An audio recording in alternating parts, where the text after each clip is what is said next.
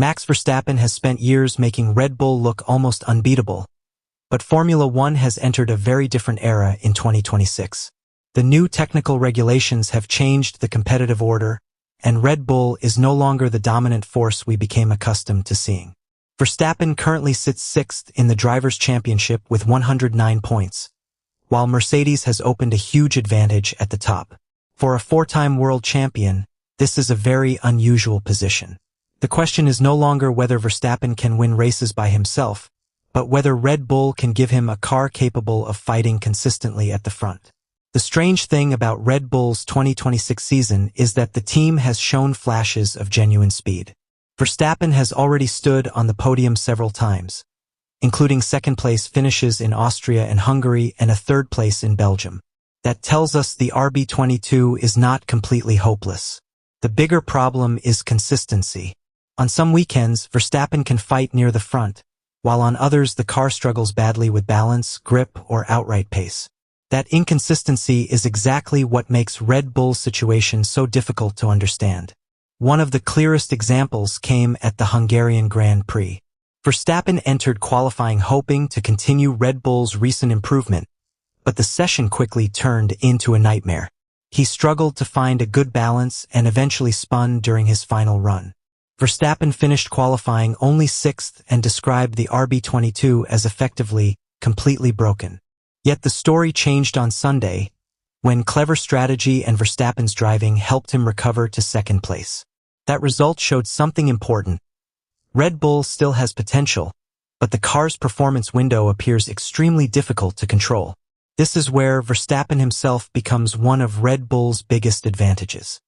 When the car is difficult to drive, many drivers lose performance, but Verstappen has repeatedly demonstrated that he can extract more from a difficult package than most of his rivals.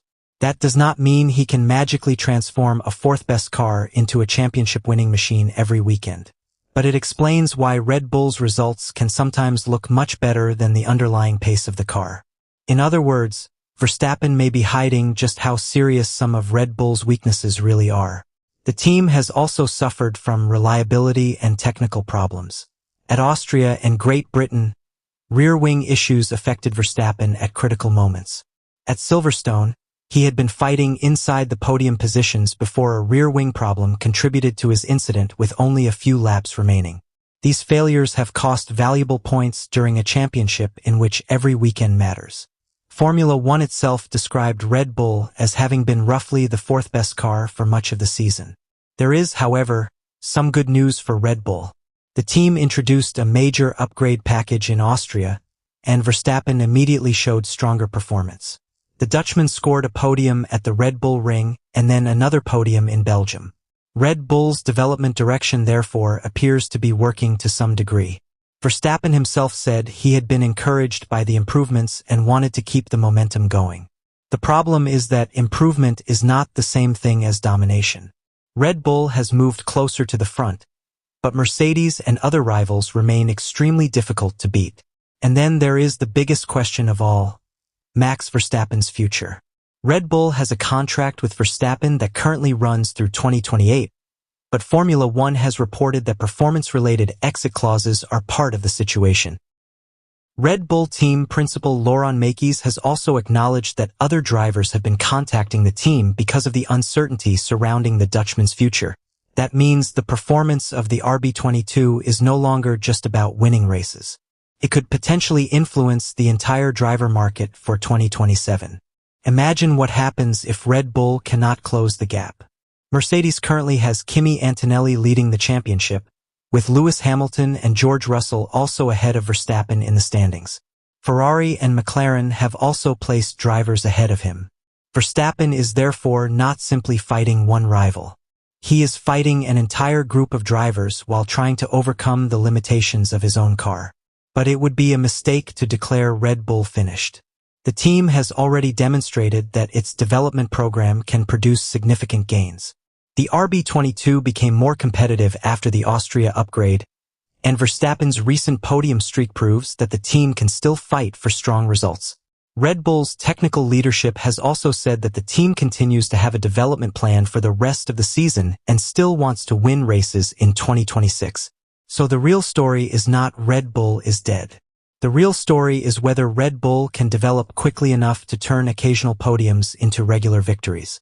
For Verstappen, the next part of the season could therefore be crucial. The Dutch Grand Prix is scheduled for August 21st to 23rd, followed by Italy and then Spain. These races will give Red Bull another opportunity to prove that its recent improvement is real and not simply track-specific. If Verstappen suddenly starts fighting for pole positions and victories, the entire narrative could change. But if Red Bull falls back again, questions about the team's competitiveness and Verstappen's future will only become louder. There is also a psychological element to this story. Verstappen has spent most of his career knowing that if he qualified near the front, victory was often within reach. In 2026, that certainty is gone. He has had to fight through difficult weekends, technical problems, and a car that can suddenly become unpredictable. Yet he continues to produce podium results when opportunities appear.